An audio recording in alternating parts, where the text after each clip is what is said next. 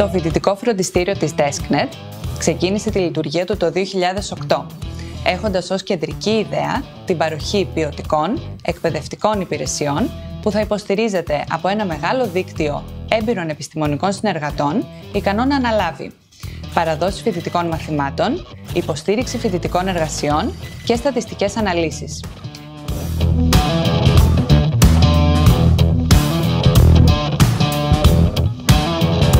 Σήμερα, το φοιτητικό φροντιστήριο της DeskNet αποτελείται από 40 στελέχη και πάνω από 3.000 επιστημονικούς συνεργάτες, οι οποίοι έχουν διαχειριστεί με επιτυχία πάνω από 100.000 project. Τα 700 πλάς θετικά σας reviews μας δίνουν δύναμη για ακόμα περισσότερα.